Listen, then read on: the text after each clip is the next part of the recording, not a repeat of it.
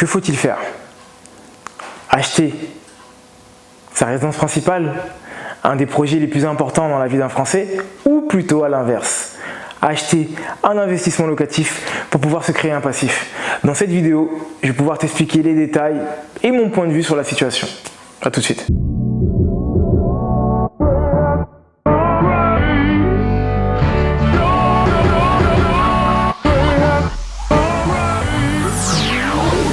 Salut à toi ambitieux, salut à toi ambitieuse, bienvenue sur ma chaîne, ou plutôt devrais-je dire bienvenue sur ta chaîne.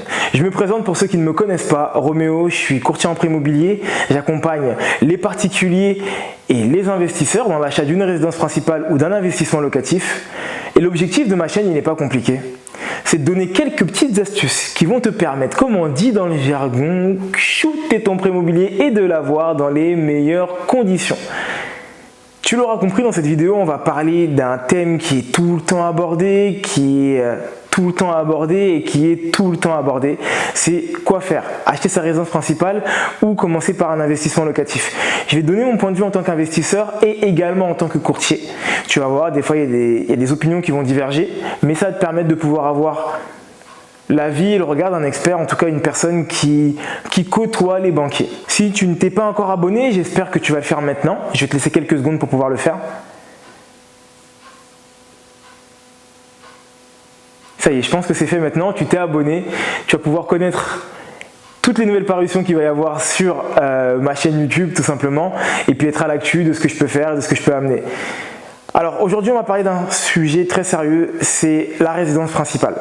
Il faut savoir que la résidence principale, c'est un des plus grands rêves des Français. Je l'ai appris, j'étais hyper étonné. Moi qui pensais que c'était plutôt de partir à Disney, non.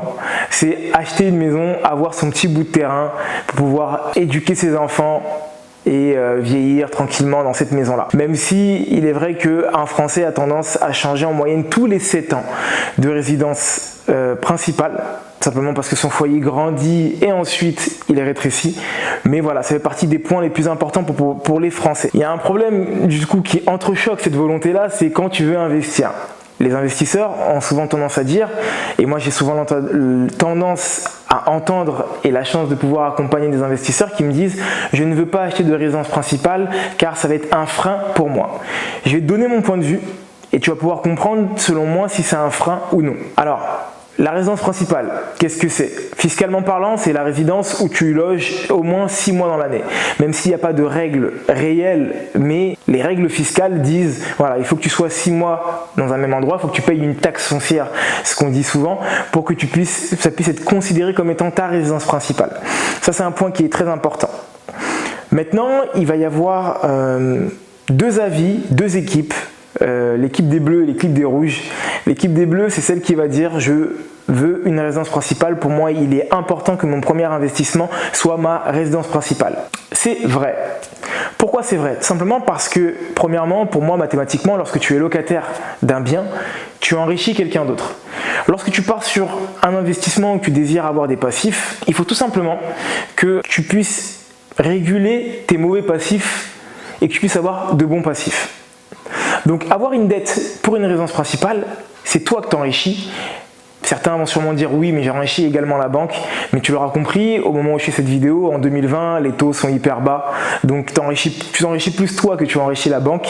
Ça pose même problème par moment et on fera une vidéo là-dessus d'ailleurs qui expliqueront comment va se passer l'année 2020. Ça va être très important de comprendre comment va se passer l'année 2020 au niveau des financements. Ça va pas être comme l'année 2019 et encore moins comme l'année 2018. Parenthèse fermée. Donc il faut que tu t'enrichisses. D'accord. Je sais que certains livres portés finance et éducation financière vont avoir tendance à dire que la résidence principale est un mauvais passif, ce n'est pas un actif. Moi je pense l'inverse, tout simplement parce que entre temps tu enrichis quelqu'un d'autre. Tu enrichis quelqu'un d'autre alors que tu as la capacité et la possibilité de pouvoir t'enrichir toi-même à travers ta résidence principale. Je parle de cet enrichissement simplement parce que tu l'auras compris, lorsque tu vas payer des mensualités, tu vas payer des intérêts, mais également du capital. Du capital que tu vas donc amortir pour ta maison. C'est chez toi. C'est-à-dire que lorsque tu vas vendre demain, c'est comme un effort d'épargne. Donc c'est comme si tu avais été forcé à épargner durant toutes ces années-là pour pouvoir récupérer ton argent le jour où tu vas le vendre, le bien. Donc, pour moi, tu n'es pas perdant à l'idée d'acheter une résidence principale, bien au contraire. Il y a également l'équipe des rouges, du coup, tout à l'heure c'est l'équipe des bleus. L'équipe des rouges qui va dire, pour moi, ce qui est important, c'est d'abord d'acheter un investissement locatif et avec ces revenus, pouvoir payer ma résidence principale. C'est vrai. Pourquoi? Tout simplement parce que, effectivement, le fait de pouvoir sortir ton argent et donc investir dans un investissement locatif qui va, quand tu fais bien les choses, s'autofinancer et peut-être même générer du cash flow qui va te permettre de pouvoir payer ta future résidence principale, c'est totalement cohérent et réaliste. Et c'est une bonne chose, c'est une bonne approche. Mais il y a un mais. Les mais sont les suivants. Premièrement, il faut que tu saches que la plupart des banquiers vont te refuser ton prêt avec le premier prétexte. Locataire, investisseur. Ça, c'est une des premières raisons pour laquelle on va te dire non. Tout simplement parce que tu n'as pas de résidence principale, tu n'es pas propriétaire de ta résidence principale. Pour le banquier, ce n'est pas un cheminement classique que tu achètes d'abord un investissement locatif alors que toi-même tu es locataire. Et il faut que tu comprennes quelque chose. Pour pouvoir obtenir ton prêt, il faut que tu parles le langage du banquier. Et le but de cette chaîne, il est là. C'est de te permettre de pouvoir justement parler le langage du banquier. Tant que tu ne parles pas le langage de celui qui a l'argent, tu ne pourras pas avoir l'argent. Ne cherche pas à faire en sorte que ce soit lui qui parle ton langage. C'est à toi de parler le sien.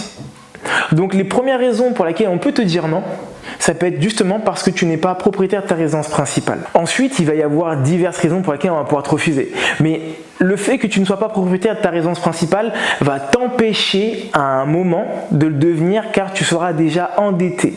Et pour le banquier, pour un banquier classique, il se dit la chose suivante. Aujourd'hui, ce jeune homme ou cette jeune femme qui regarde cette vidéo vit chez ses parents ou est locataire, vit sans doute seul et souhaite investir. Mais demain, lorsqu'il va rencontrer quelqu'un, ou s'il est déjà avec ce quelqu'un, il aura un enfant, il va vouloir acheter. Parce que c'est une fin en soi pour nous, Français, d'acheter une maison pour y vivre. Et là, ça va poser problème car le bien qu'il a actuellement entache son endettement.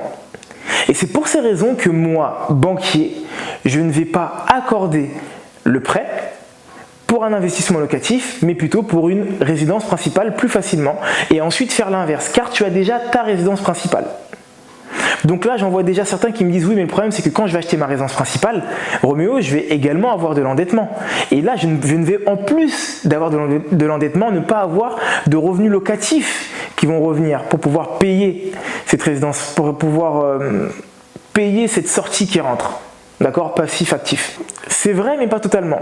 Tout simplement parce que trop souvent, les personnes qui achètent une résidence principale achètent avec le cœur. De toute façon, l'immobilier, c'est beaucoup de sentiments, c'est de la spéculation, c'est waouh, c'est l'effet coup de cœur, on le dit souvent. Il faut que tu comprennes que si tu veux pouvoir faire les deux, tu as selon moi deux possibilités.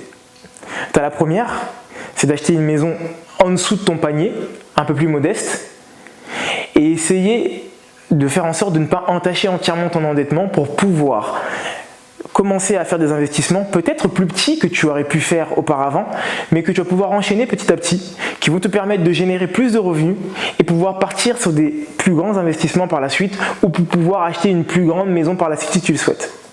Ça, c'est la première possibilité.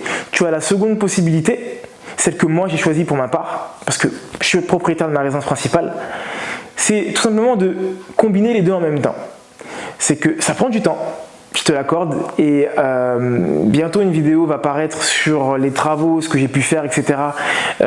Chez moi. C'est que il va falloir que tu trouves un produit, on parle d'un produit, ça va être beaucoup plus simple de dire maison ou appartement, que tu trouves un produit qui va correspondre aux deux. Donc pouvoir t'accueillir toi et ta famille et également pouvoir accueillir un investissement locatif. Sans que vous ayez juste à créer une cloison et que tu entendes le bruit de l'autre, d'accord? C'est pas une chambre en plus que tu vas créer, etc., etc. Non, là je te parle vraiment de un produit qui va permettre d'en faire un deuxième en fait, d'accord? Parce que les bonnes occasions et les bons plans n'arrivent pas comme ça, ils se créent. Et ça c'est important, il faut que tu le comprennes. les bons plans n'arrivent pas comme ça, ils se créent. Donc c'est à toi de voir le produit, de le voir comment il est, ce que tu peux y faire, ce que tu ne peux pas y faire, pour voir tout simplement est-ce que tu ne peux pas faire une pierre deux coups et pour pouvoir donc acheter ta résidence principale et également ton investissement locatif. Et voilà, c'est la fin de cette vidéo. J'espère qu'elle t'aura plu. Si c'est le cas, n'hésite pas à y mettre un pouce, à balancer des commentaires juste en bas. Tu commences à connaître la musique, à t'abonner si tu ne t'es pas encore abonné et à partager à un grand nombre de personnes pour que tout le monde puisse en bénéficier. Je t'invite également à partir sur les liens qui sont juste en bas. D'accord? C'est des liens qui vont te permettre de pouvoir rentrer en contact avec moi directement. Et je t'offre 10 minutes. Donc c'est un call diag, 10 minutes où tu peux donc échanger avec moi, parler de ton projet et nous pourrons commencer à créer l'ébauche de ton projet et voir ce qui est faisable ou non. En tout cas, je suis vraiment impatient de pouvoir déjà échanger avec toi. Entre temps, je te souhaite une excellente journée à toi ambitieux et une excellente soirée à toi ambitieuse ou l'inverse. Et je te dis à très bientôt pour d'autres vidéos. À très bientôt tout simplement. Bye.